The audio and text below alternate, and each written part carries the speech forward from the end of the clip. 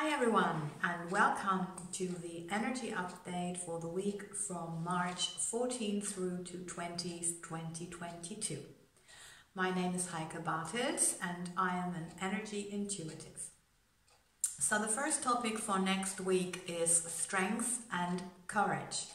It's about overcoming maybe very old fears and seeing the past and present challenges as a source of growing strength and independence.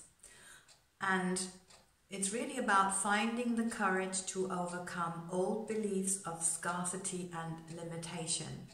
So it's a chance to heal those beliefs and thinking patterns and to come to an understanding that with focus and faith, really, anything is possible.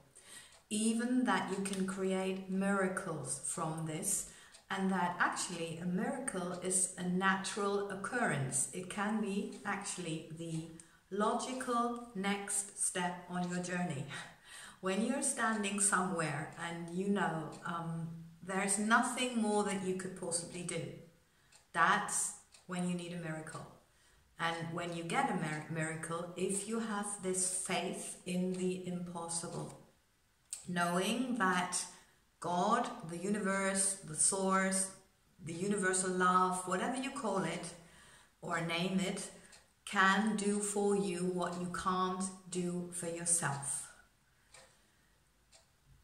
Yeah, maybe you notice in these days a new kind of strength as a personality trait that you have gained over the past maybe 2 years or just shortly, because yes, we have been facing lots of challenges and we have been going through them because we had to, obviously, but it's always the question of how we deal with them. If we really are determined to turn them into something useful, helpful and good, and believe so that they are good and that life is not against us but here to help us, and that's definitely always to help us grow and heal from something that was planted in our mind as a seed from our childhood, for example, which is not anymore serving in this changing and changed world.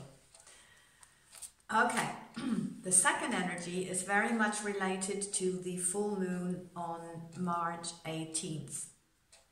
And this full moon is very close to the equinox and to the start of the new astrological year. So the interesting thing is, of course, it's a full moon, so it's a big release, purge, endings, as always with a full moon, but now it's big time because we've got the end of this astrological year and we've got it so close to the equinox, and we know there's a lot of energy, frequency uplift.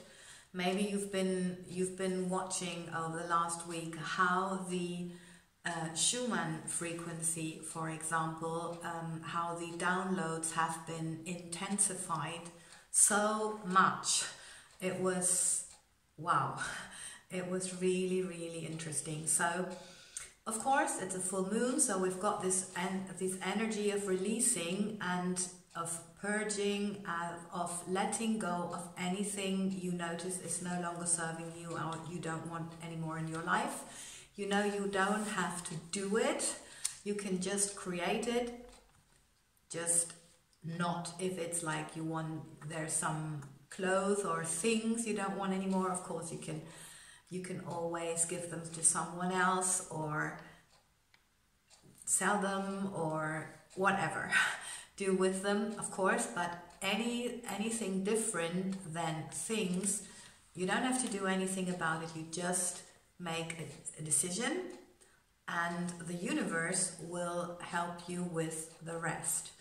And the energy that we now have, because Neptune is so close It's very much an energy of great possible spiritual insights, but also be careful because it, in the negative aspect, can cloud your mind. So this is very much important to take into consideration. So you might not want to make big decisions or decisions that affect you long term over this time or around this time. But what it's very good for is to let go of any kind of self-criticism. And I would like to remind of Grande Dame Louise Hay. She died in 2017, and she really, for me, was the master of how to change your mind through affirmations and how to change your life in this way and to create health in your body and to create a new life, basically. And she always said that self-love is the cure for anything. And self-love starts with, you know it, not anymore criticizing yourself. So it's really important. Now is the time to let go of that. Maybe you notice, as I noticed, well, I think about 10 years ago, but that was long enough anyway, that I had adopted a total pattern of, I don't even know the word, devastating self-criticism, because I have a narcissistic father and grandfather, and so I found it very normal to be so harshly criticizing myself. It was so self-destructive that when I got criticized by anybody else, it was like my life was ending. Yeah, it was like drama. I can't tell you. Okay, so little personal insight, but that you can overcome also something like that. And the moment you really love yourself and you have compassion for yourself, it's the moment where anything heals in your life and everything falls into place. And it's so interesting how then your surrounding changes and how you get into the loving surrounding that you always might have dreamt of and wanted to create, but could never, however much you were really trying to get there or to do this, you could never create it. So that's the clue, that's how to do it. And I really hope it was helpful. So yes, maybe you would like to think about if there is something that you can do for you about more self-love and letting go of criticism. The masters actually also go into that direction because they say it's definitely more time for lightness and grace in your life, meaning celebrating life and new beginnings, because this is what is here. It's spring. And it's time to lighten our burden from these really heavy energies we've been going through for 2 years. And it's so important that we become strong, this energy, this energy of lightness and of new beginnings will become stronger and stronger. And together with our strength, we can really create something, and that's what we need, because we will see increasing collapse, drama, tragedies going on in the 3D world. And the way to heal it, we know, is to focus on the new, on the community, on compassion, and on the human ideal. So that's what we're heading towards. And the question for us are, where can you lighten your burden of daily routines so that you can do something for yourself and are not caught up in, I've got to do this and this and this and this. Lighten your burden. And how can you invite or live more grace and lightness on a daily basis? Doing something that gives you this kind of feeling.